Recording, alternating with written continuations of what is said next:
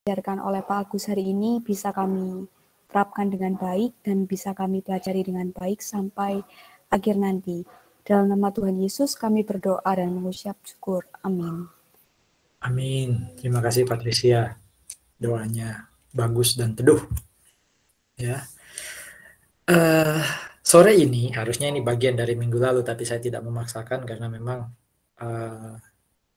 ya materi-materinya jauh lebih berat dibanding AKM 1 ya.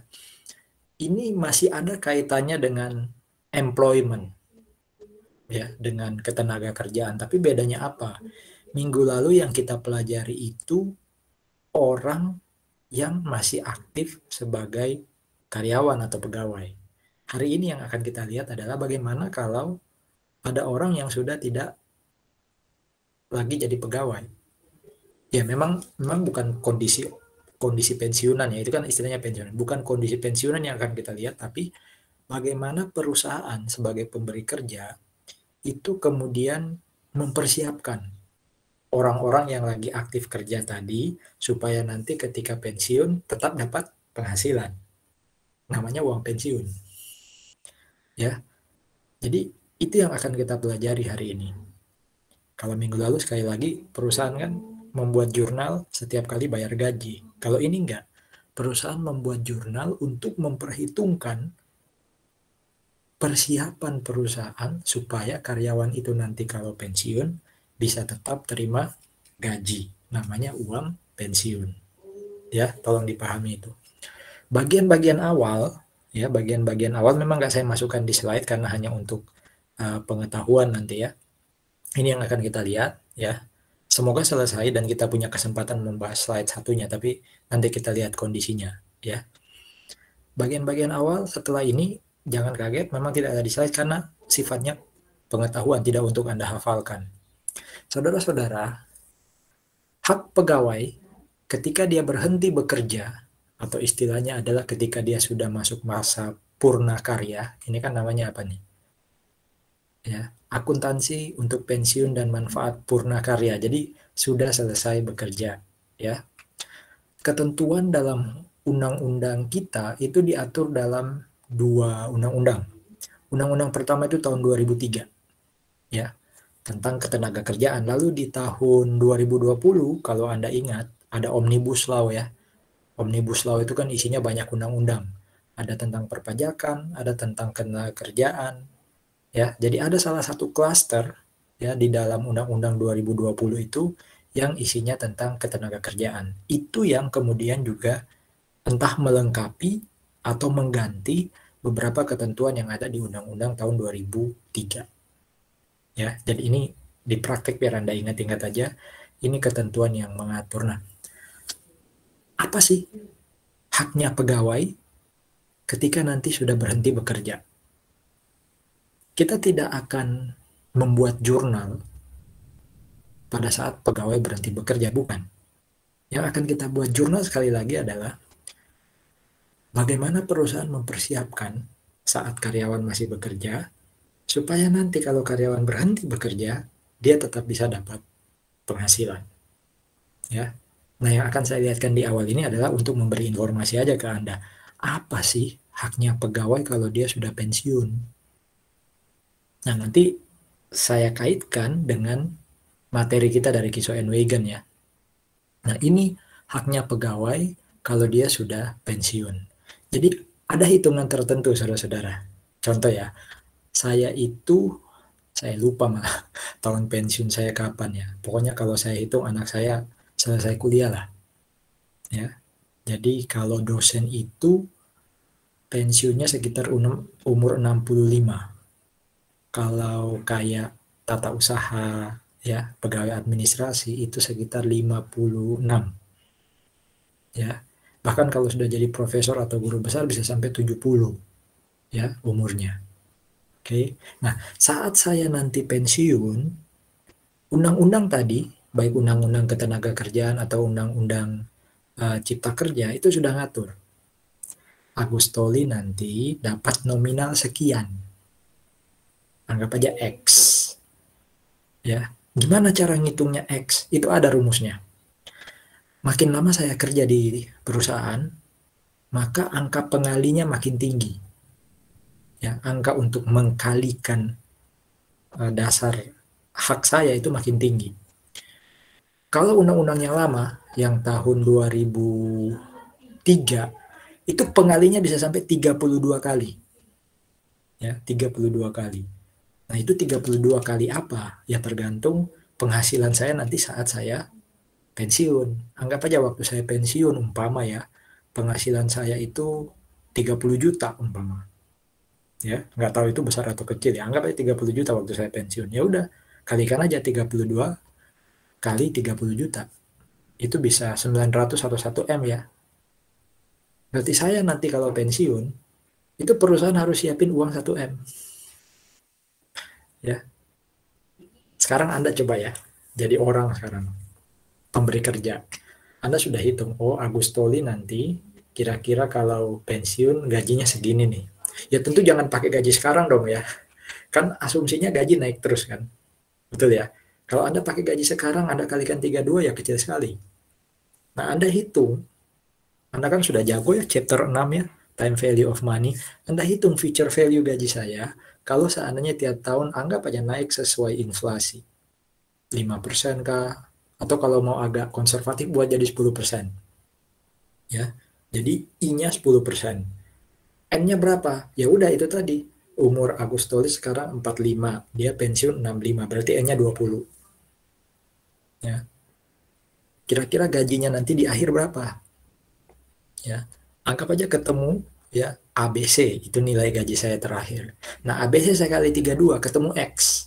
Nah, X itulah yang disebut sebagai setiap pegawai yang berhenti bekerja berhak atas nominal pembayaran tertentu, itu X. Ya. Nah, Anda kalau jadi bos saya kan mulai ngitung, wah, Agustoli besok kalau pensiun saya harus bayar 1 M. Pilihannya kan gini. Ya sudahlah, tak tabung uangku, maksudnya Anda sebagai pemberi kerja ya, saya tabung uang saya ya khusus untuk Agustoli supaya waktu dia pensiun saya bisa bayar 1 M. Tapi apakah pegawai Anda cuma Agustoli? Kan ada banyak pegawai. Ya. Petra itu punya 600 pegawai aktif.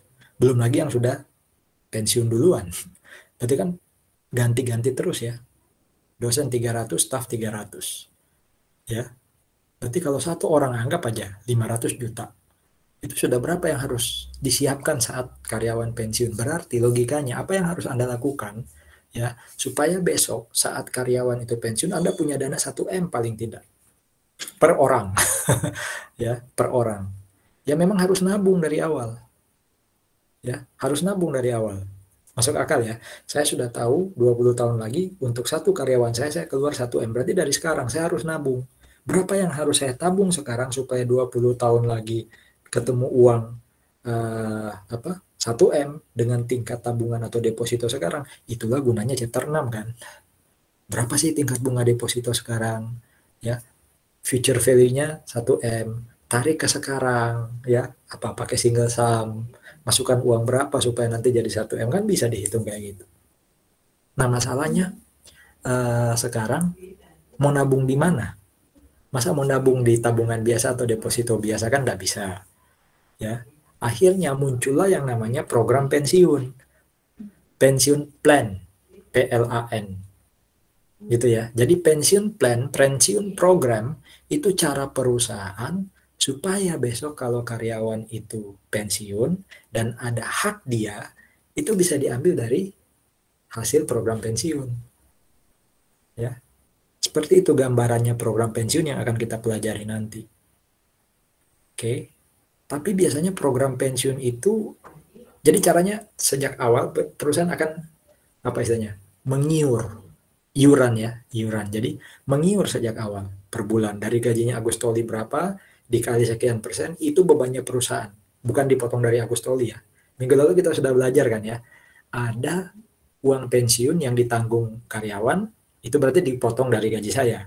Ada uang pensiun yang ditanggung Petra, itu berarti bebannya Petra nambah, selain beban gaji untuk Agustoli juga uang pensiun untuk Agustoli. Nah, yang akan jadi tabungan supaya bisa bayar nominal X tadi, itu ya yang dari pemberi kerja dong. Terus Agustoli waktu dapat gaji dipotong iuran pensiun buat apa? Kira-kira buat apa? Kan ada dua ya iuran pensiun. Satu ditanggung pemberi kerja. Untuk apa tadi yang ditanggung pemberi kerja? Untuk supaya waktu si pegawai pensiun, maka perusahaan punya tabungan. Ya kan? Sehingga nanti anggap aja kalau 20 tahun lagi saya pensiun, oke lah nggak sampai 1 M karena mungkin investasi naik turun ya, return investasi naik turun. Ketemunya cuma 920 juta. Kan perusahaan tinggal top up 80 kan. Dibanding 20 tahun lagi dia harus siapin uang apa? Uang cair 1 M. Kesulitan kan. Mirip caranya seperti sistem pembayaran pajak di Indonesia. Daripada nunggu saya kurang bayar pajak besar di akhir tahun, sebelum akhir tahun saya prepaid, ya kan? Ada kredit pajak. Kayak itu prinsipnya. Nah, pertanyaan saya sekarang, bagaimana dengan uang pensiun yang dipotong dari karyawan? Dari gaji karyawan.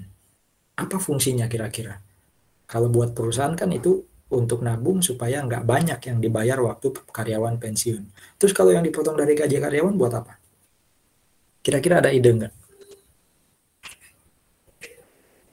Kalau karyawan dipotong gajinya untuk iuran pensiun itu buat apa sih?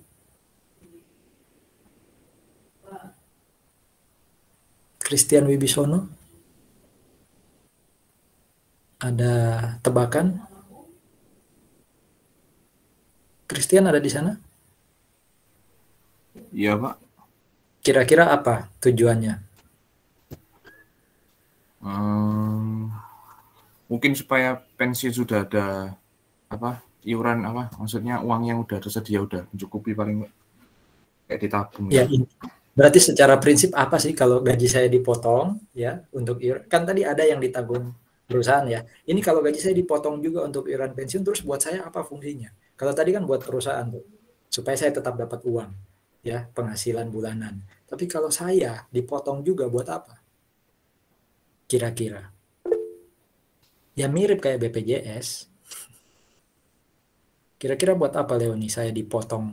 Saya sebagai karyawan dipotong. Uang perusahaan sudah bayarin kok iuran atas nama Agustoli, ngapain karyawan juga dipotong? Bisa nangkap nggak konsepnya? Itu sebenarnya saudara-saudara part of upaya perusahaan supaya pegawai atau karyawan itu punya tabungan. Jadi selain yang sudah disediakan perusahaan ya lewat yang atas tadi ya, kan pemberi kerja bayarin kita, bayarin saya. Nah itu supaya nanti saya bisa dapat 1 M. Oke. Sementara yang karyawan dipotong itu supaya apa? Punya tabungan. Sehingga kalau saya pensiun saya dapat 2 sumber. Satu tabungan saya sendiri, uang saya sendiri. Satu lagi adalah ya tadi yang memang hak saya yang ditanggung oleh undang-undang. Ya, yang 1 M tadi ya yang X. Sementara yang dari saya itu Y, tabungan saya sendiri. Nah, kalau bicara BPJS, terima kasih Leoni mengingatkan, BPJS itu ada 5 saudara-saudara. Yang populer itu yang ditulis tadi BPJS Kesehatan. Nah, BPJS Kesehatan itu nggak ada kaitannya dengan pegawai pensiun. BPJS Kesehatan itu asuransi. Ya, jadi kalau sakit, ya dikasih klaim asuransi, kayak asuransi kesehatan biasa. Nah, dari 4 sisanya, mana yang kaitannya dengan hari tua? Hanya 2. Karena 4 ini digabung dengan BPJS yang namanya apa? Kalau 1 ini kan BPJS Kesehatan, 4 ini digabung namanya apa? Yang lagi hot ini loh, Menaker, Menteri Tenaga Kerja. Ini BPJS Ketenaga Kerjaan. Jadi ada 4 program yang digabung menjadi BPJS Ketenaga Kerjaan. Dari 4 ini ada 2 yang sifatnya asuransi. Sama kayak kesehatan, yaitu asuransi kecelakaan kerja dan kematian. Kalau ini asuransi. Ini murni ditanggung pemberi kerja. Kita belajar dikit ya soal ketenaga kerjaan ya. Sementara sisa 2-nya, ini yang terkait dengan hari tua. Ada yang namanya jaminan pensiun, nah ya kayak ini, ya. Nah kayak gitu ya, dana pensiun. Satunya lagi ada yang namanya JHT. Pernah dengar kan ya? Yang lagi sempat hangat di koran ini. Di medsos ya. Jadi JHT itu jaminan hari tua. Ya. Sehingga nanti kalau saya nanti berhenti bekerja, ya, kalau ikut BPJS Ketenagakerjaan ya, Saya dapat jaminan pensiun dan hari tua. Tapi itu tidak ada kaitan dengan yang akan kita pelajari hari ini. Karena itu program wajib pemerintah. Ya. Yang saya ceritakan hari ini adalah program di luar program wajib pemerintah. Ya. Jadi intinya gini, perusahaan wajib ikut BPJS Ketenagakerjaan yang jaminan hari tua dan jaminan pensiun. Ditambah jaminan-jaminan lain tadi ya, yang kesehatan, ya, kecelakaan kerja dan kematian, asuransi. Tapi perusahaan juga bisa ikut program sendiri. Perusahaan tetap bisa ikutkan karyawannya asuransi kesehatan biasa, ya. Yang populer buat kami ya sebagai karyawan itu ada namanya InHealth, ya, itu asuransi kesehatan biasa. Kalau untuk hari tua ada yang namanya dana pensiun. Nah, dana pensiun itulah yang nanti akan kita lihat hari ini.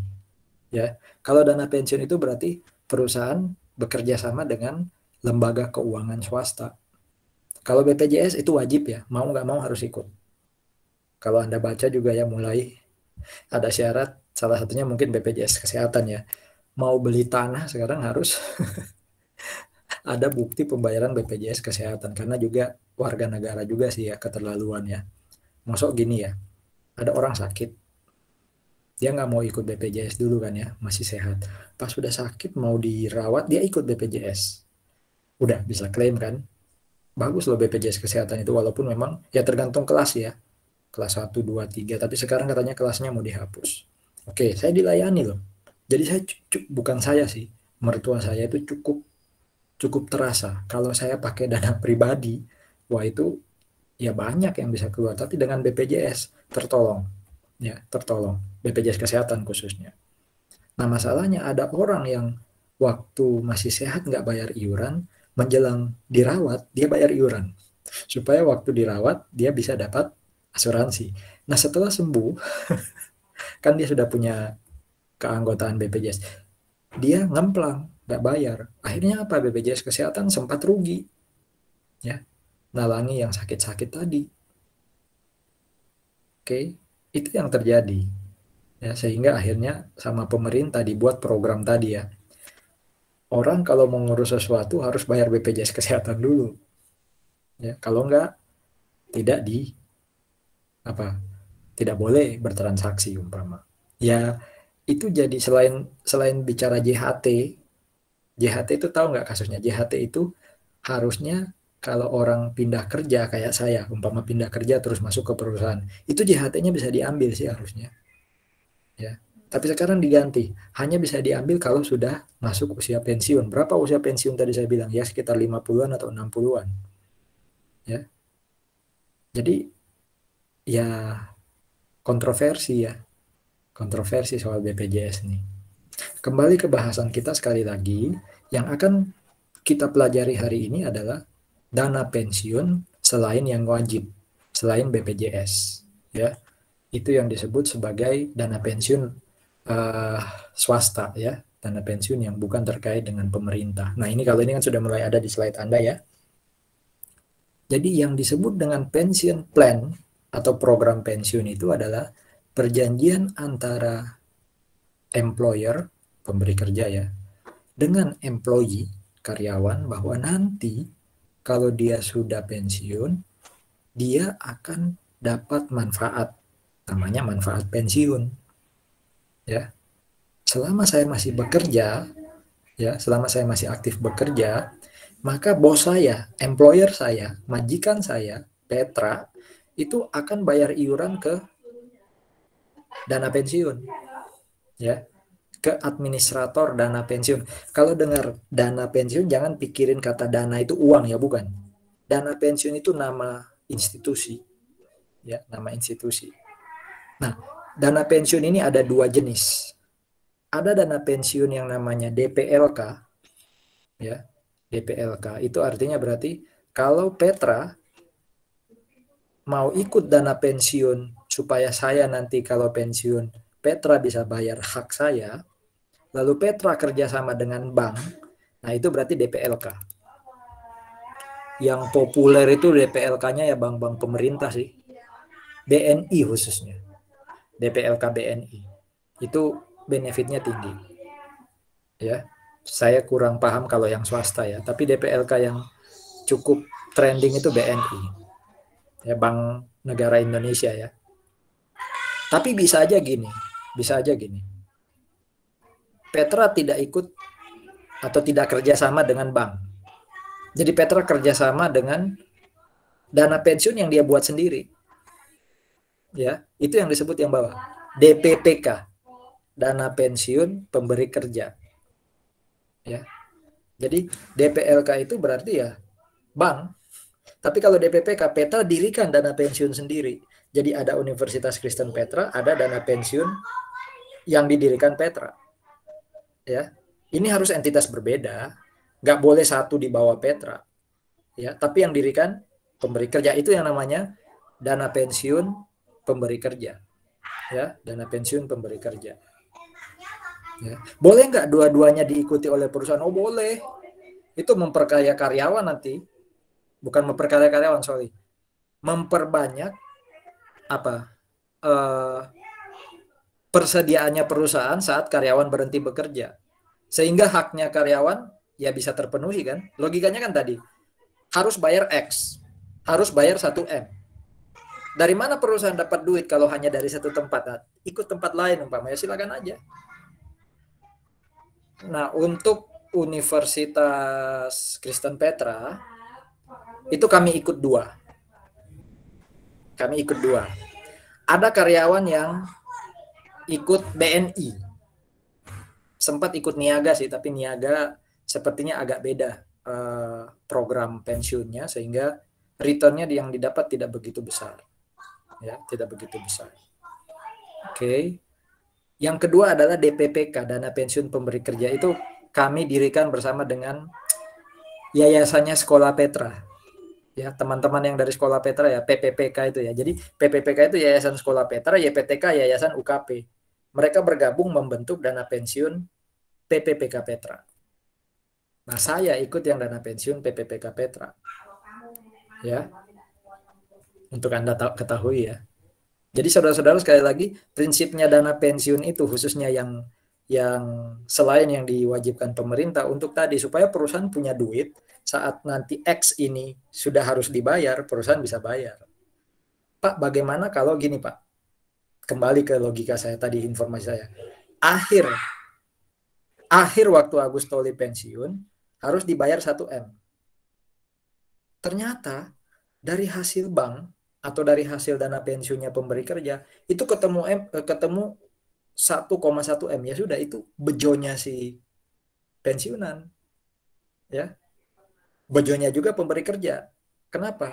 Karena pemberi kerja nggak perlu lagi bayar 1M, kan sudah lebih ya, karyawan malah dapat lebih, jadi everybody happy. Nah itu berarti sangat tergantung dengan si manajer investasinya dana pensiun, ya. Tapi kalau tadi ya syaratnya Agustoli pensiun harus dibayar 1M, ternyata hasil iuran plus returnnya hanya 900 juta, ya udah perusahaan nombok 100. Tapi syukurlah cuma nombok 100 dibanding bayar 1M kan. Itulah gunanya dana pensiun. Sebelum saya lebih jauh, ada pertanyaan?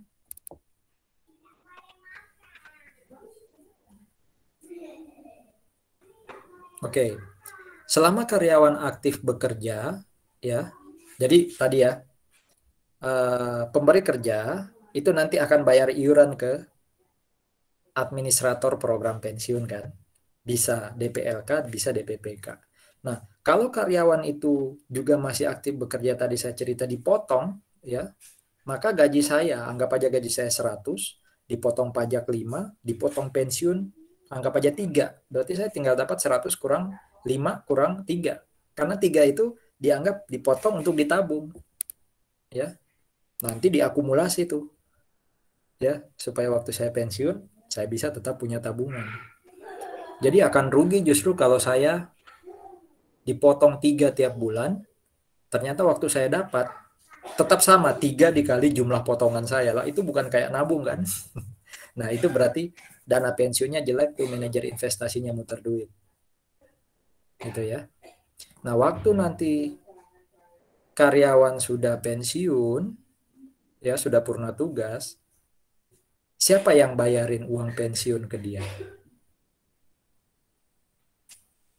Tadi kan ada ya, hak karyawan saat berhenti bekerja. Ini tanggungannya pemberi kerja harusnya, X ya. Yang saya tanya sekarang, waktu karyawan sudah pensiun, dia kan punya uang yang dulu dipotong dari gaji dia di dana pensiun.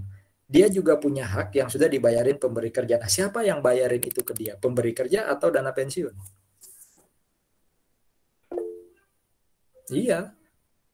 Oh, sorry.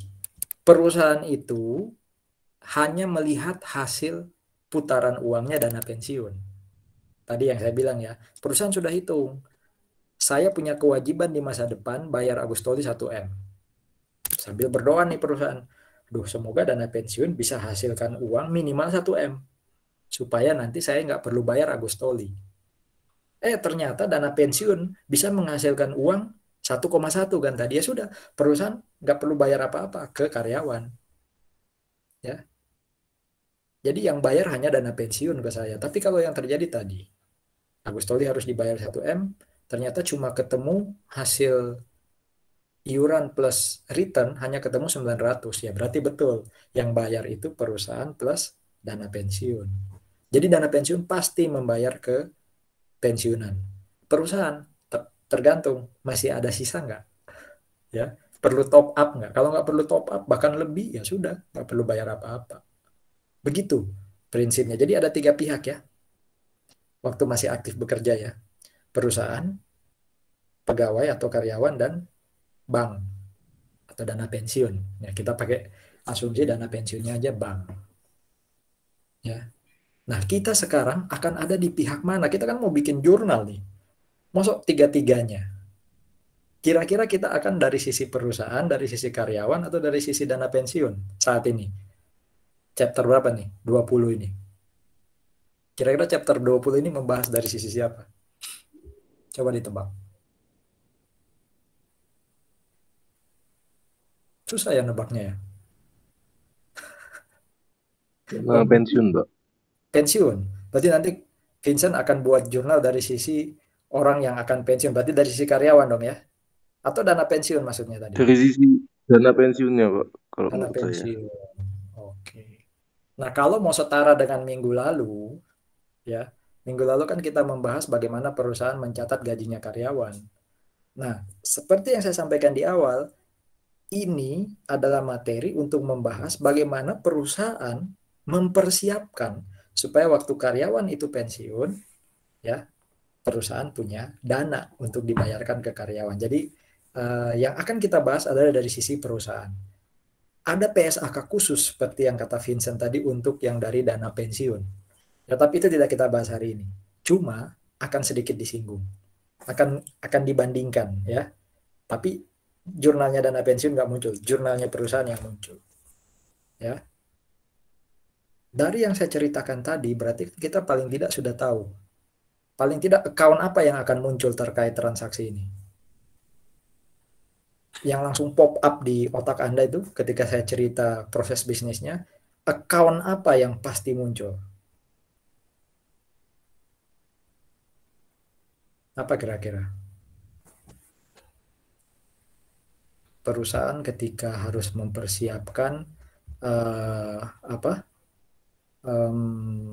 dana untuk hak karyawan kalau pensiun besok. Karyawan belum pensiun loh ya, masih aktif. Tapi perusahaan mempersiapkan sekarang. Account apa yang pasti muncul? Atau yang paling gampang Anda tebak muncul? Belum bisa bayangkan ya? Tadi padahal sudah sempat saya singgung.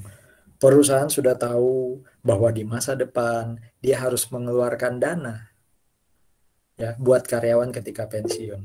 Nah, itu definisi liability. Jadi kita akan banyak bahas yang namanya hutang pensiun sekarang. Terima kasih Valencia. Ya. Jadi kita ada account lain ya, tapi yang cepat ditebak itu harusnya liability. Ya, nah kita lihat sekarang. Pension plan ya atau program pensiun tadi itu ada tipenya lagi nih. Ya, itu ada tipenya lagi. Ada yang namanya contributory. Ya. Kalau contributory itu apa namanya, intinya gini, pemberi kerja pasti bayar. Karena itu tadi kan, fungsinya program pensiun ini sebenarnya utamanya supaya pemberi kerja itu punya dana ya saat membayar hak karyawan waktu karyawan pensiun. Jadi sebenarnya yang punya kepentingan paling besar itu pemberi kerja. Nah, tapi kalau karyawan mau ikut nyumbang demi supaya karyawan ini juga punya tabungan di akhir, nah itu namanya contributory. Jadi yang diikuti oleh banyak perusahaan rata-rata contributory. Jadi perusahaan nyumbang, karyawan juga ikut nyumbang, tapi sumbangan karyawan itu sekali lagi ya memang hak dia, ya nggak boleh dianggap sebagai pemenuhan yang 1M. Jadi jangan sampai ya hak saya 1M waktu saya pensiun. Saya dipotong gaji kan untuk iuran pensiun. 1M-nya itu dikurangi dari hasil pengembangan uang saya, yang nggak bisa dong. 1M sudah hak saya, gaji hak saya. Berarti besok gaji saya yang dipotong itu hasilnya berapa saya juga harus dapat. Ya. Jadi boleh nggak kalau saya nggak ikut? Ya boleh aja sih sebenarnya. Cuma ya saya nggak punya tabungan waktu pensiun, umpama. Ya. Tapi kalau perusahaan mengatakan karyawan wajib ikut, nah itu contributory. Ya, contributory. Yang kedua adalah ketika perusahaan saja yang ikut. Karyawan tidak diwajibkan ikut atau karyawan tidak perlu ikut. Itu namanya non-contributor. Jadi sudah pasti pemberi kerja itu jadi penyumbang atau membayar iuran ke dana pensiun.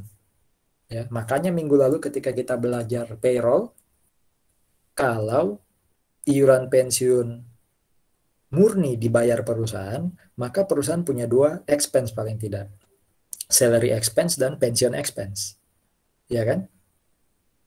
Salary expense ini total ya, dipotong dengan gaji dan semacamnya nanti.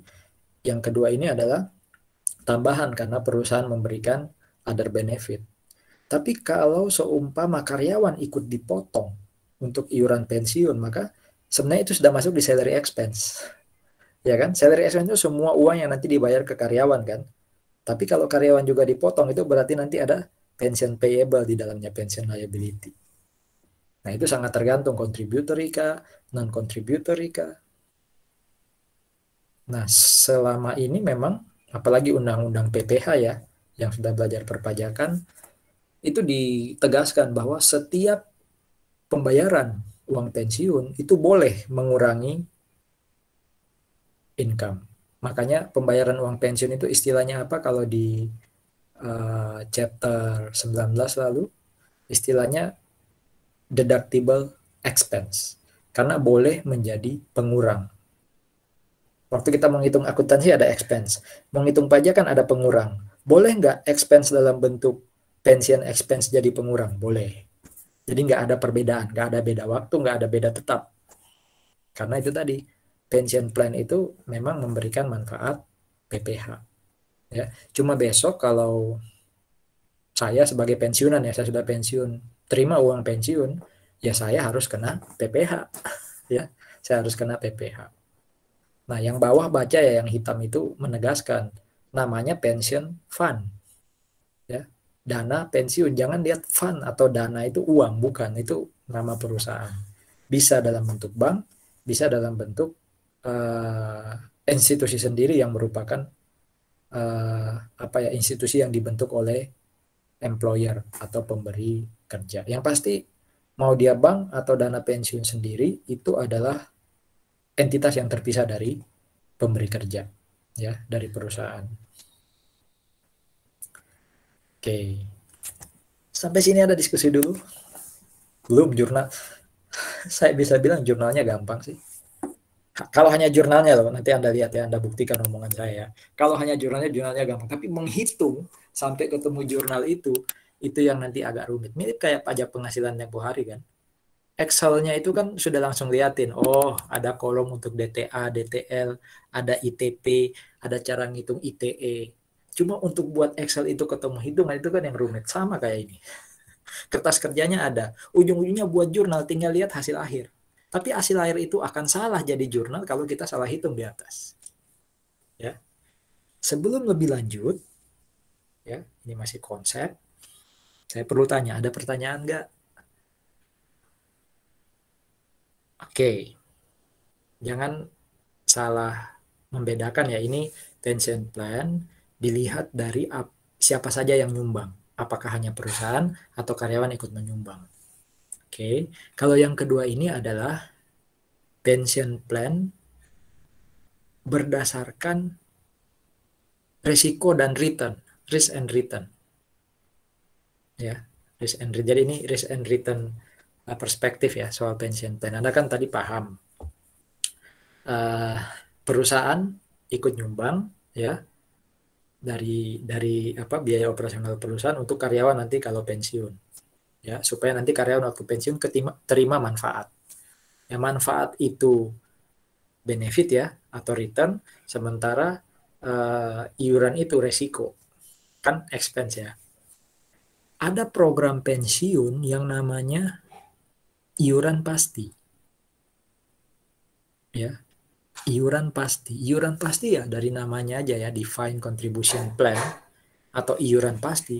Iurannya itu nggak akan ganti selama gaji nggak naik ya. Karena biasanya iuran kayak di Petra, untuk Anda tahu ya, kami pakai iuran pasti.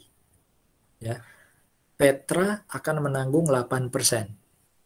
Karyawan akan dipotong 6%. Kali nominal tertentu. Berapa nominalnya ya? Tergantung gaji. Ya, kalau gaji saya naik berarti 6 dan 8-nya kan dikali dengan angka makin tinggi kan. Itu iurannya. Ya. Karena kami ikut program iuran pasti, berarti pastinya ini maksudnya persentasenya pasti ya. Bukan nominal. Ya. Kalau gajinya naik ya pengalinya naik kan. Persentasenya tapi tetap. Itu yang disebut iuran pasti. Kalau itu yang terjadi, ya, ya pemberi kerja pada dasarnya sebenarnya senang-senang aja kan. Karena dia sudah bisa ngitung sejak awal. Ya. Yang agak jadi masalah ini adalah sebenarnya karyawan. Ya. Karena uang yang disetor tetap, tapi return di masa depan, manfaat yang akan didapat di masa depan, tabungan saya besok kalau pensiun berapa nilainya, saya belum bisa tahu sebagai karyawan. Ya. Itu akan sangat tergantung dengan kondisi ekonomi kan. Tingkat suku bunga makin rendah, ekonomi makin lesu, ya. Itu akan menghasilkan return yang makin rendah kan. Bisa nggak jadi negatif? Bisa aja. Kalau manajer investasinya bank atau dana pensiun itu mainin uang pensiun saya di saham, waduh. Makanya dana pensiun itu punya pola. Nggak sembarangan boleh investkan uangnya karyawan. Boleh main di saham, tapi sekian persen doang. Itu pun kalau sudah mendekati pensiunnya karyawan, yang saham itu harus dikonvert ke yang aman. Entah itu reksadana, obligasi, atau tabungan. Ya, jadi kalau di tengah-tengah umur produktif masih boleh lah dimasukkan saham. Tapi kalau menjelang saya pensiun, 5 atau 10 tahun menjelang saya pensiun, itu dialihkan semua ke yang aman. Karena kalau main saham itu bisa negatif malah. Uang saya dipotong, hasilnya negatif, malah saya nggak dapat nanti. Karena iuran saya tetap. Benefit saya di masa depan, itu saya nggak bisa perhitungkan. Tuh. Berarti yang nanggung risiko siapa? Ya karyawan. Ya, karyawan. Dalam hal uang pensiun yang dipotong dari gaji. Ya, uang pensiun yang dipotong dari gaji. Ya, jadi manfaatnya itu sangat-sangat tergantung dari hasil pengembangan uang pensiun oleh bank atau dana pensiun tadi. Kira-kira kalau iuran pensiunnya, kalau program pensiunnya iuran pasti, apa kerugian buat perusahaan? Jadi karyawan tadi menanggung kerugian karena dari gaji dia, ya dia dipotong gaji, tapi dia belum tahu manfaatnya di masa depan. Bisa jadi bahkan rugi. Ya anggap aja selama dipotong itu 12 bulan kali 20 tahun ya, 120, berarti 240 bulan. Kali anggap aja 10 juta, umpama. Jarang sih potongan 10 juta. Jadi 240 bulan kali 10 juta. Ya, itu bisa dapat 2M umpama. Ternyata pas saya pensiun saya cuma dapat 1M sekian karena diinvestasi di saham. Saya nggak tahu manfaat masa depan saya. Itu sebagai karyawan. Kalau perusahaan, kira-kira apa ruginya perusahaan kalau pakai iuran pasti? Dia senang karena dia bisa hitung sudah iurannya tiap periode ya. Anggap aja gaji nggak naik. Ya udah berarti tadi Petra tanggung 8% kali gajinya Agustoli. tiap bulan. Berapapun nanti hasil di akhir, ya sudah. Kalau karyawan dipotong, berarti karyawan yang rugi. Tapi kalau perusahaan apa ruginya? Kalau itu iuran pasti. Kira-kira. Sambungkan dengan penjelasan saya di awal soal hak pegawai tadi. Anggap aja ekonomi lagi jelek. Ruginya perusahaan apa?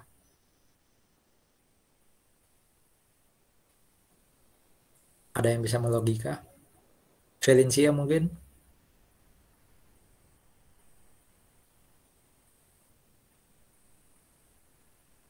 Tadi kan program pensiun buat pemberi kerja ini supaya besok nggak perlu lagi keluar duit banyak ya untuk karyawan kalau sudah pensiun.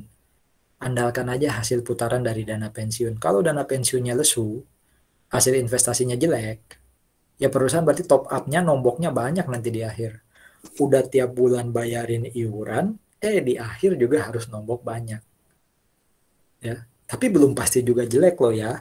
Bisa aja iurannya kecil atau tetap ekonomi naik terus kan malah untung besar tadi ya. Hanya perlu bayar 1 M malah karyawan dapat 1, sekian M. Ya.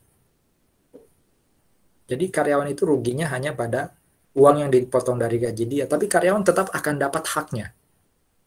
Jadi haknya tadi kalau Agustoli kan 1 M ya. Seandainya di akhir manfaat pensiun uang perusahaan yang tadi dibayar nggak sampai 1 M, perusahaan tetap harus bayar 1 M ke saya. Ya. Jadi tabungan saya mungkin returnnya jadi kecil, tapi saya tetap dapat hak saya. Cuma saya kalau memang ekonomi lagi jelek ya, itu punya opportunity loss dong. Harusnya kan saya terima bisa 1,1, 1,2 ya. Tapi karena jelek akhirnya cuma dapat sesuai hak saya. Kalau ekonomi bagus kan saya bisa dapat lebih. Tapi intinya hak saya dapat. Kalau saya masih komplain, mengeluh, aduh kok nggak bisa dapat 1,2 ya karena jelek ya, itu sorry serakah namanya. Wong saya sudah dapat hak saya kok. Anggap aja ini bonus kalau ekonomi bagus karena perusahaan pasti jamin dapat 1 M. Ya, manfaat pensiun saya cuma 800 ya 200-nya ditombok sama perusahaan di akhir nanti. Uang saya mungkin kepotong karena ekonomi jelek. Itu iuran pasti. Nah, kalau manfaat pasti yang terjadi sebaliknya. Agustoli nanti pensiun ya, pakai program ini bedakan dengan isu ini tadi ya. Bedakan dengan isu hak pegawai saat berhenti bekerja. Hak pegawai saat berhenti bekerja ini sudah diatur oleh undang-undang. Ada cara hitungnya. Sehingga ketemu tadi Agustoli kalau pensiun harusnya dibayar 1 M, Bang. Ya, 1 M. Tapi ada yang namanya program pensiun yang nanti tentu antara perusahaan dengan dana pensiun ya yang ngatur. Tergantung perusahaan itu ngomong gini ke siapa, ke dana pensiun, dana pensiun pokoknya aku nanti nggak perlu keluar duit macam-macam, pasin 1 M, paskan manfaat pensiunnya Agustoli itu 1 M, jadi aku nanti nabung ke kamu yang nanti hasilnya pokoknya 1 M buat Agustoli. Beda dengan iuran pasti kan, dihitung persentase ya, hasilnya berapapun nanti, kalau ternyata lebih dari 1 M perusahaan nggak perlu nombok, kalau di bawah 1 M perusahaan nombok. Kalau ini enggak yang manfaat pasti. Ya, perusahaan sudah tetapkan. Aku pengen manfaat segini. Ya, buat karyawan A, B, C, D, tiap-tiap orang pasti beda kan tergantung gaji. Bisa aja perusahaan bilang, samakan dengan haknya kalau dia berhenti bekerja. Tapi atau perusahaan juga bisa bilang gini, udah deh nggak usah pas 1 M, buat aja 900 juta. Ya, 100 jutanya nanti kami tombok waktu sudah berhenti bekerja. Tapi intinya apa? Kalau pakai defined benefit plan atau program manfaat pasti, itu uang saya dari bank, saya ini bisa pemberi kerja, bisa karyawan, itu sudah ketahuan berapa. Itu istilahnya apa ya di chapter 6 ya? Uang di masa depan yang sudah ketahuan jumlahnya itu apa istilahnya? Ayo, chapter 6 AKM 1. Uang di masa depan yang sudah ketahuan jumlahnya itu istilahnya apa?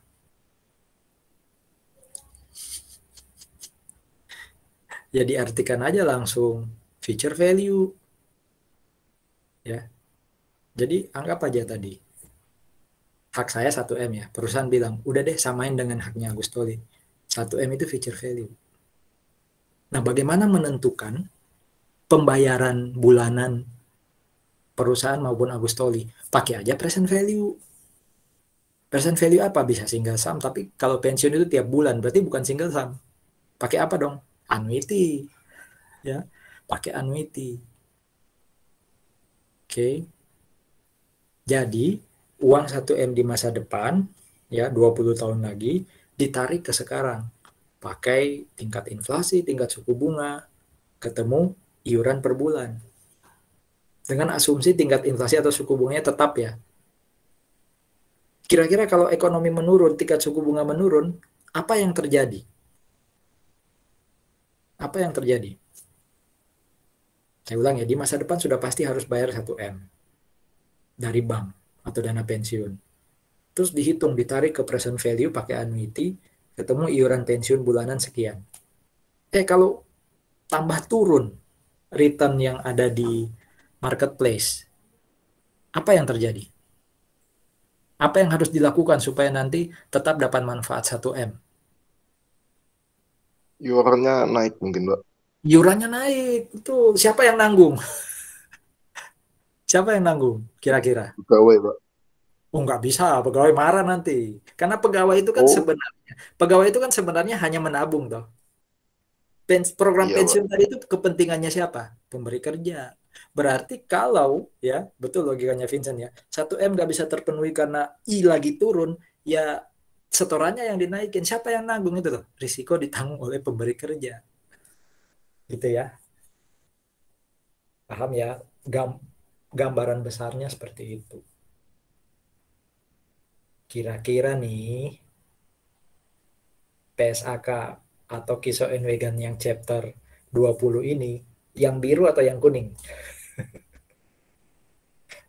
Yang biru atau yang kuning? Yang akan kita bahas. Nebak aja nih, yang biru atau yang kuning, yang jurnal-jurnal yang akan kita hitung nanti.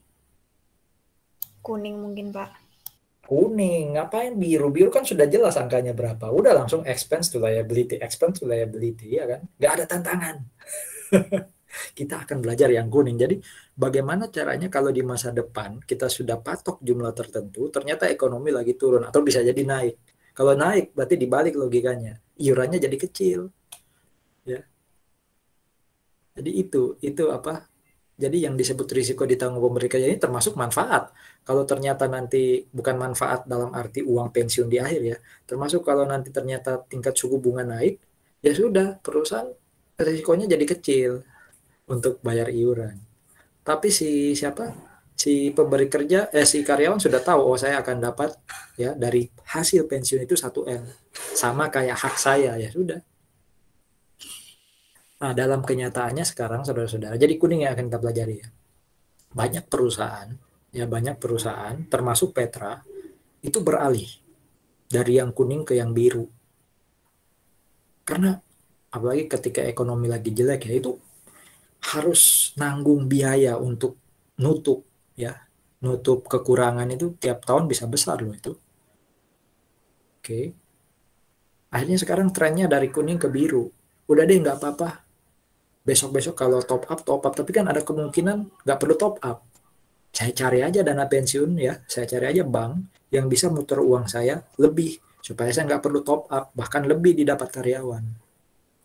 Ya, jadi nabung kecil, ngiur kecil, tapi ketika ekonomi bagus, itu saya bisa dapat manfaat di masa depan. Kalau yang kuning itu kan naik turun, ekonomi harus kepastian jumlah nilai uang yang harus dibayar itu kan naik turun juga nggak bisa diekspektasi. Jadi banyak yang ikut program pensiun yang iuran pasti sekarang. Ya, nah kita akan belajar yang kuning. Nah, untuk memastikan berapa sih iuran pensiun yang layak, yang harus dibayar pemberi kerja maupun karyawan, itu profesi khusus namanya aktuaris. Ya, ini profesi yang terkait dengan teman-teman finance and investment ya. Finance ya, manajemen keuangan dulu. Boleh nggak Pak akuntan belajar nih? Boleh banget. Makanya saya bilang minggu lalu, Anda jadi akuntan, ya, bikin kantor jasa akuntansi, jadi atau punya kantor akuntan publik, jago pajak, jago aktuaris, oh itu one stop service, ya, nggak perlu nyari lain-lain, cari aku aja, sekali semua aku beri jasa, ya tentu bayaran aku tambah besar dong, ya, cuma ya belajarnya, investasi belajarnya juga tambah banyak. Kalau belajar aktuaris ya banyak ilmu-ilmu matematika tingkat lanjutan ya, diferensial mungkin. Ya pokoknya rumusnya sudah cacing-cacingnya banyak lah. Nggak kayak pajak cuma tambah kurang bagi kali gitu ya. Ya kan? Jarang pakai turunan lah, apa itu nggak ada. Kalau sudah belajar aktuaris gitu ya, itu sudah level matematikanya tambah tinggi. Ya. Jadi aktuaris ini yang nanti akan ngitung. Akuntan ngapain dalam kasus ini? Ya hanya menjurnal hasil hitungannya aktuaris. Ya, hanya menjurnal hasil hitungannya aktuaris. Nah, tadi kan dijawab ya, liability. Nah, itu yang akan kita hitung sekarang. Gimana sih cara menentukan liability? Ya. Kalau sudah hitung liability, gimana menentukan expense? Ya, gimana menentukan expense? Yang saya bilang tadi gampang kalau kertas kerjanya disusun dengan benar. Expense liability-nya tinggal lihat bagian bawah aja. Tapi membuat kertas kerjanya yang agak rumit. Sebelum lanjut, silakan kalau ada diskusi. Oke. Nah, saudara-saudara, ya, kalau dilihat di sini, yang paling kanan itu yang dipakai kan namanya define benefit plan kan, define benefit plan. Nah, itu yang kemudian dipilih oleh IFRS atau IASB, ya, define benefit obligation. Karena ada alternatif pengukuran yang paling tidak 3 ya. Ada 3 alternatif pengukuran yang dipilih untuk liability. Bisa pakai kotak yang paling kecil umpama, ya. Yang ini nih. Ya. Ada yang namanya vested benefit obligation. Kalau perusahaan itu menerapkan vested benefit obligation, itu artinya perusahaan pilih dulu siapa yang berhak atas uang pensiun nanti. Bukan hak pegawai loh ya. Bedakan yang saya sampaikan di awal, itu hak pegawai itu sudah pasti harus dibayar sesuai undang-undang. Ini kita bicara tabungan, ya, uang pensiun. Kalau perusahaan menentukan, oh hanya level manajer ke atas yang dapat, nah itu namanya vested employees. Atau sebaliknya, hanya level manajer ke bawah yang dapat, itu namanya vested employees. Ya, berarti nanti hanya level itu aja yang memperoleh uang pensiun. Sisanya, ya terpaksa perusahaan kalau punya cash 1M, bayarin 1M saat itu juga tanpa ada tabungan umpama. Ya. Tapi jarang dipakai vested employees karena rata-rata ya semua kalau sudah jadi karyawan tetap harus ditanggung program pensiun. Keunikannya vested employees lagi adalah dasar ngitung, tadi kan saya katakan ya, menghitung iuran pensiun itu kan kalau di Petra 6 plus 8 berarti 14%. Nah, dasar ngitungnya itu dari mana? Kalau ini pakai gaji sekarang. Padahal kan harusnya idealnya adalah memperkirakan gaji Agustoli saat pensiun nanti berapa. Ini enggak, dipakai gaji sekarang. Ya. Jadi yang dikenakan orang tertentu, cara penghitungannya pakai gaji sekarang. Yang kedua ada yang namanya accumulated benefit. Ya, accumulated benefit. Cara ngitungnya tetap dari gaji sekarang, tapi tambahannya adalah juga non-employees dapat. Bukan employees yang tertentu, semua employees dapat. Ya, jadi di accumulated benefit semua dapat, tapi bedanya di sana semua dapat, tapi samanya dengan yang vested benefit adalah pakai current salary.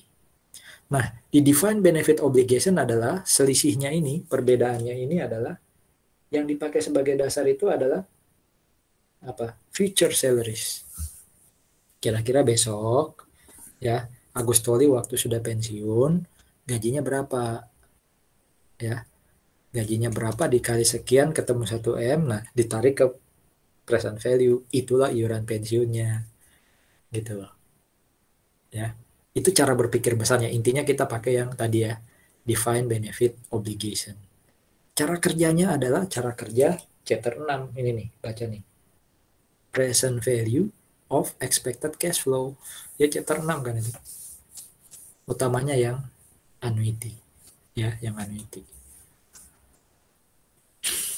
Nah, ada istilah yang namanya gini. Net defined benefit liability.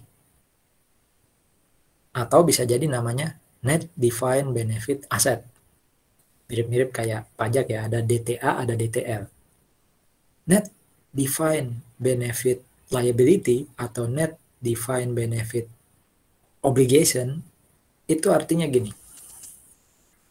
Saya perusahaan, saya sudah setor uang ke dana pensiun. Kira-kira oleh dana pensiun uang saya diapain sih? Ya dibelikin apa? Aset-aset investasi dong. Dibeliin tanah bisa nggak? Bisa aja. Dibeliin saham bisa nggak? Bisa aja. Dibeliin reksadana bisa nggak? Bisa nggak? Ya, tabungan bisa. Obligasi bisa. Tergantung tadi ya tingkat resikonya setinggi apa. Nah, uang yang saya setor ke dana pensiun lalu dibeliin aset, itu yang namanya plan aset. Bukan plan, bukan pakai T ya. Plan ini program, aset dari program pensiun. Jadi plan aset itu adalah uang pemberi kerja ya yang oleh siapa? Dana pensiun dibeliin aset dan dapat return. Jadi 900.000 di sini nih, 900.000 yang di kiri itu adalah uang saya, terus nanti dikembangkan, ya, dapat capital gain, dapat interest, dapat macam-macam, dapat dividen, ya, akhirnya ketemu 900.000. Masalahnya, yang harus saya bayar itu 1 juta. Kalau di akhir tahun, setelah dihitung ya, ternyata aset saya di dana pensiun hanya 900.000, ya, padahal ya kewajiban saya, hutang saya untuk karyawan di masa depan itu 1 juta. Nah, saya punya sisa hutang yang harus saya setor berapa? 100.000. Itu yang namanya net defined benefit liability atau net defined benefit obligation. Tapi mungkin saja seperti yang saya omongkan tadi ya, saking bagusnya ekonomi, saking jagonya manajer investasinya bank atau dana pensiun, saya itu punya plan aset 200 yang kanan ya, yang surplus. Saya punya plan aset 200, padahal kewajiban saya di masa depan cuma 150.000. Ya. Ya berarti kan saya masih punya keuntungan 50.000. Saya nggak perlu nambah iuran saya ke dana pensiun kan. Logikanya gitu. Jadi nanti kita bisa ketemu yang kiri, bisa ketemu yang kanan. Ya. Variabelnya apa? Kapan sih defined benefit obligation lebih besar? Ya bukan hanya sekadar manajer investasinya jago atau enggak, tapi juga kondisi ekonomi. Termasuk juga iuran kan. Makin kecil iuran nanti plan asetnya juga makin kecil. Bisa aja muncul obligation. Tapi kalau iuran juga makin besar, ekonomi juga lagi bagus, yang muncul malah net defined benefit asset. Ya, jadi ini terkait dengan status pendanaan ya. Kalau kita punya defined benefit obligation, kita harus setor tambahannya. Kalau yang terjadi sebaliknya, ya sudah, santai aja. Potong aja dari net defined benefit asset kalau besok butuh lagi ya. Tuh. Nah, semua yang terjadi ya, perubahan pada defined benefit obligation atau defined benefit asset, tergantung yang terjadi obligation atau aset, itu masuknya di OCI. Ya, itu masuknya di OCI. Oke. Jadi kalau seumpama itu tadi yang saya cerita ya, di masa depan harus bayar manfaat 1M. Ya. Ditarik ke nilai sekarang ternyata tingkat suku bunganya turun, berarti kan harus ada perubahan program karena itu masuknya di OCI. Ya, masuknya di OCI. Oke. Kita mulai masuk nih dari konsep utama atau hitung-hitungan utama dari chapter kita kali ini. Ya. Ini adalah komponen dari yang namanya biaya pensiun atau pension cost. Yang pertama ada yang namanya service cost. Kita belajar satu-satu kok nanti. Kalau itu terjadi dengan service cost atau terjadi dengan net interest, ya. Jadi tadi kan ada dua ya. Saya balik ke sini ya biar pelan-pelan. Ada defined benefit obligation, ada plan asset. Ya. Bisa lebih besar plan asset, bisa lebih besar defined benefit obligation. Defined benefit obligation itu menunjukkan hutang kan. Ya, hutang itu berarti kan terkait dengan interest expense. Kalau kita kalikan tingkat suku bunga terhadap hutang itu namanya interest expense. Sebaliknya kalau plan asset itu kaitannya dengan interest revenue. Ya, kaitannya dengan interest revenue. Ya. Nah, itu yang disebut net interest. Bisa aja interest expense lebih besar daripada interest revenue, itu berarti yang terjadi nanti apa? Net defined benefit obligation. Tapi kalau yang bawah yang terjadi interest expense, ya, ternyata interest revenue ternyata lebih besar daripada interest expense, nah itu net defined benefit asset. Baik service cost maupun net interest, itu semua masuk net income. Yang masuk OCI tadi itu kalau terjadi perubahan program. Ya, kalau terjadi perubahan nilai dari program. Tapi kalau yang hitungan tiap bulan periodik kayak service cost maupun interest, itu masuk ke net income. Nah, apa sih service cost? Apa sih service cost? Paling gampang adalah yang dari namanya aja ya. Ini semacam cost yang kita keluarkan karena karyawan yang ada sekarang ya, itu sudah memberikan jasa buat perusahaan. Ya, sudah memberikan jasa terhadap perusahaan. Oke. Jadi itu tadi ada Agus Toli, ada Pak Arya Sajiarto, ada Bu Yeni Mangoting, itu kan karyawan semua tuh. Ya, ada Bu Lulu, ya. Ada Mas Yuda, itu karyawan semua, mereka punya jasa, dihitung lah. Ya, berapa hak setiap orang tadi yang saya ajarkan di awal. Nah, hak setiap orang tadi itu kan masa depan, ditarik nilai sekarangnya. Nah, itu yang disebut service cost, ya, service cost. Tapi bisa jadi gini, tiba-tiba perusahaan memutuskan manfaat pensiun di masa depan Agus Toli dinaikin. Tadi kan dipatok di 1M, dinaikin deh ke 1,1. Kalau itu yang terjadi berarti, padahal kan saya sudah kerja, sekarang ini saya sudah kerja 20 tahun, saudara-saudara. Ya, sudah lama ya, 20 tahun. Anggap aja di tahun ke-20 Petra merubah, entah menaikkan atau menurunkan manfaat pensiun saya, kan pakainya kalau pakai manfaat pasti ya. Nah, kalau itu yang terjadi berarti yang sudah saya bayar, yang sudah dibayar oleh Petra atas nama saya di tahun pertama sampai ke-20 saya kerja, itu kan bukan lagi current service cost, tapi jadi past service cost. Ya. Apapun namanya, mau current kayak, mau past service cost kayak, ya, itu nanti akan masuk di net income, ya, dan juga pasti akan pengaruh ke pension expense. Pengaruhnya apa sih kalau ada service cost sekarang atau masa lalu? Nanti kita lihat. Nah, net interest tadi saya katakan, intinya pokoknya ada tingkat suku bunga, nanti diketahui di soal, lalu dikalikan dengan status pendanaan. Ya. Bisa lebih besar obligation-nya. Obligation itu tadi apa? Yang harus dibayarkan oleh perusahaan di masa depan, ya. Bisa lebih besar uang yang sudah ditaruh di dana pensiun sekarang, itu yang disebut plan asset. Bisa lebih besar obligation-nya, bisa lebih besar plan asset-nya. Ya. Kalau ternyata lebih besar yang atas, defined benefit obligation-nya lebih besar, kan namanya tadi apa? Net defined benefit obligation. Maka yang muncul interest expense.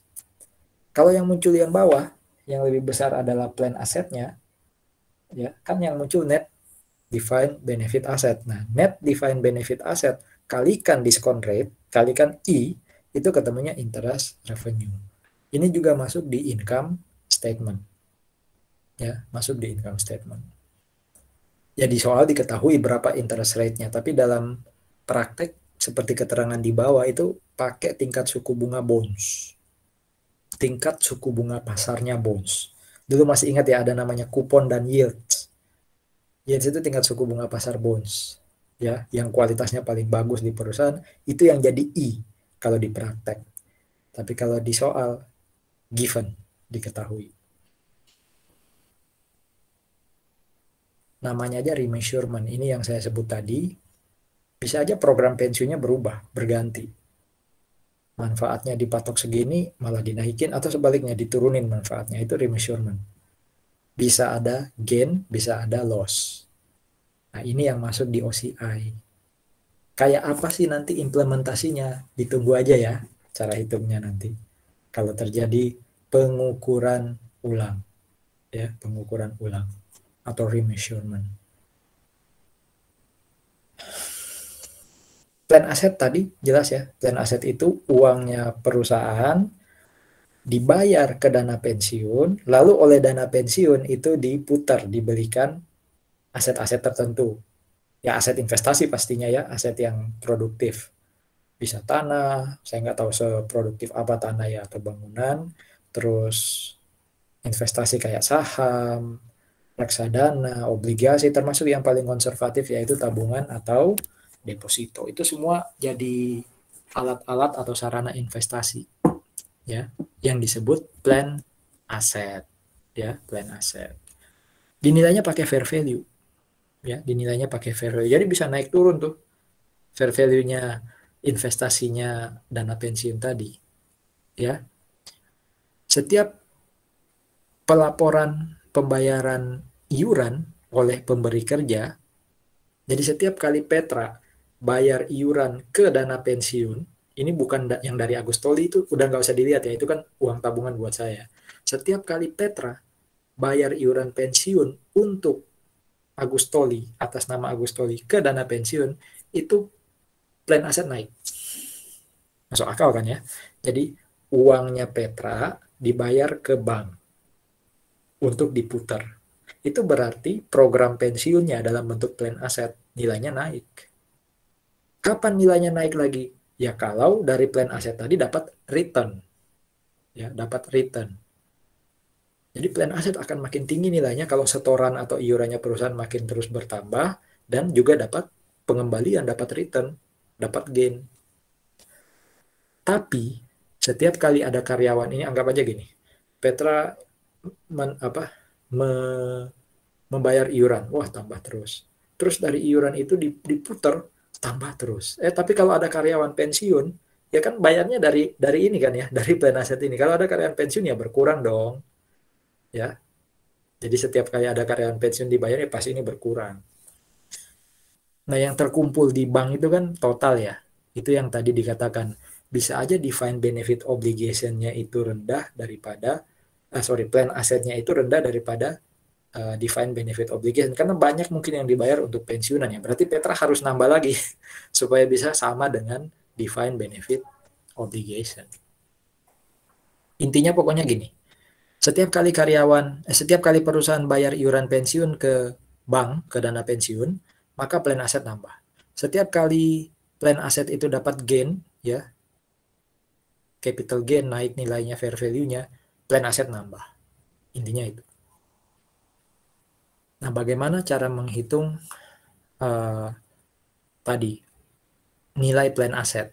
Ya, nilai plan aset ini cara hitung sederhananya ya. 1 Januari 2019, PT ABC ini punya pension plan 4,2. Ya, hasil uang iuran tahun lalu sudah dikumpulin, juga mungkin sudah dibayarin kepada pensiunan. Pokoknya per 31 Desember 18 itu ketemu 4M 200 juta. Berarti masuk 2019 saldonya 4,2.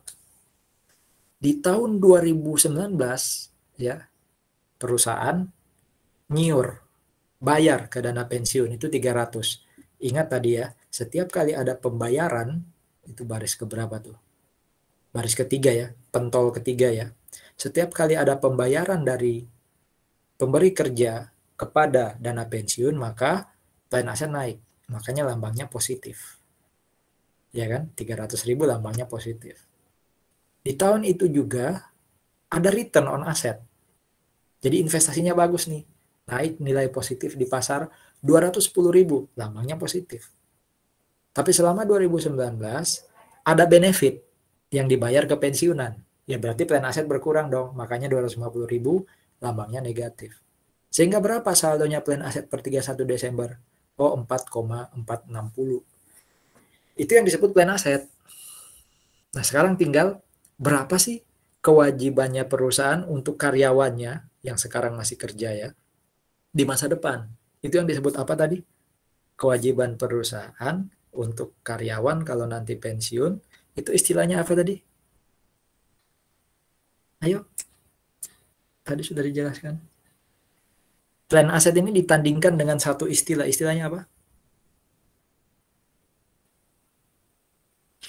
Valencia, masih ingat? Valencia di sana? Puguh, kamu di sana kah? Iya, Pak. Nah, plan aset ditandingkan dengan apa tadi? Ini plan aset. Tadi ada satu istilah lagi, ya, yang nanti mau kita tandingkan. Nanti bisa ketemu net bla bla bla atau net bla bla bla. Nah, ini ditandingkan dengan angka apa? Kewajiban perusahaan yang harus dibayarkan kepada karyawan saat karyawan pensiun. Istilahnya apa tadi? Apa ya? Nanti Yang itu diulang-ulang. Pak, net defined benefit obligation. Netnya itu hasil pengurangannya. Tapi penandingnya itu namanya defined benefit obligation. Saya balik dikit ya. Jadi plan aset itu sekali lagi dananya perusahaan uangnya perusahaan di dana pensiun. Ya. Sekarang pertanyaannya, berapa kewajibannya perusahaan di masa depan? Itu yang disebut itu yang disebut defined benefit obligation. Tadi kan ketemu 4,496. Kalau ternyata defined benefit obligation-nya 5, baru muncul tadi net defined benefit obligation.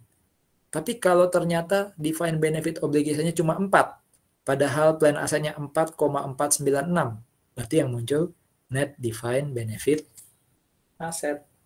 Gitu ya. Kita masih lihat tadi apa? Plan aset.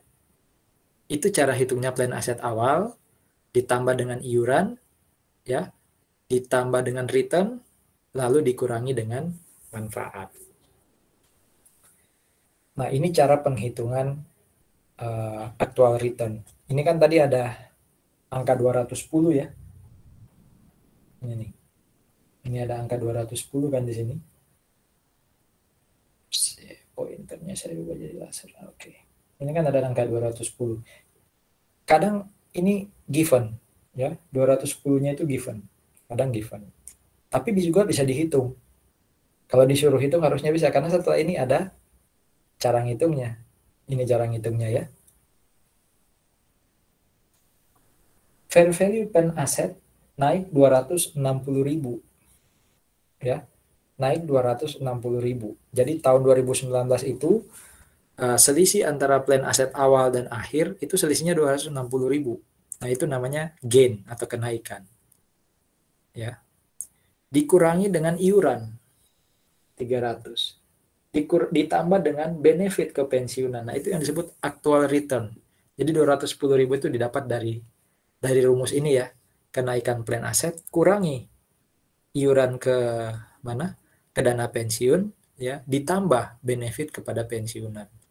Kalau disuruh hitung gini cara hitungnya, tapi kalau sudah diketahui itu tinggal langsung dimasukkan ke sini untuk bisa menghitung berapa plan aset akhir. Untuk tahu net defined benefit obligation atau net defined benefit asset, tandingkan angka ini dengan DBO. Kalau DBO-nya lebih tinggi, muncul net DBO. Kalau DBO-nya lebih rendah, muncul net DBA, net defined benefit asset. Ada pertanyaan dulu sebelum lebih jauh? Nah, ini yang saya sebut tadi jurnalnya. Kertas kerjanya. Nanti saudara-saudara, untuk Anda ketahui ya, ini kan di total nih, di summarize kalau pakai Excel di bawah ya. Kita tinggal ambil kolom-kolom bawah. Jadi berapa pension expense di debit? Lihat aja paling bawah. Berapa cash yang kita, biasanya cash di kredit, karena kita bayar iuran ke dana pensiun. Lihat aja kolom cash paling bawah angkanya berapa. Kan gampang ya, kalau sekedar jurnal sudah diketahui ada kertas kerja, langsung di jurnal gampang. Tapi mengisi ini loh, itu yang jadi masalah. Nah, punya perusahaan sebagai pemberi kerja itu yang ada di General Journal Entries. Jadi makanya saya dengan siapa tadi ya, Vincent kalau nggak salah. Ini jurnalnya siapa yang akan kita buat? Jurnalnya pemberi kerja. Sementara hitungannya dana pensiun, hitungannya si bank itu ada di kanan. Kita nggak buat jurnalnya, tapi kita pengen tahu setara nggak. Kalau sampai jurnal umumnya nggak sama dengan jurnal memorialnya, catatannya si bank, ini ada yang salah nih. Bisa jadi salah bank, bisa jadi kita salah ngitung. Jadi yang kanan ini untuk mengendalikan aja. Benar nggak sih sudah hitungan yang General Journal Entries worksheet-nya? Oke, kita istirahat 10 menit ya. Oke, jadi sekitar jam 4 kurang 5 kita mulai lagi. Ya, jam 4 kurang 5 ya. 46, 56 ya, jam 4 kurang 5 ya. Sekitar jam 4-an lah benar-benar efektif. Tapi upayakan jam 4 kurang 5 sudah kumpul lagi. Ya, kita istirahat bentar. Recordingnya saya tutup dulu. Nanti ingatin saya untuk record lagi.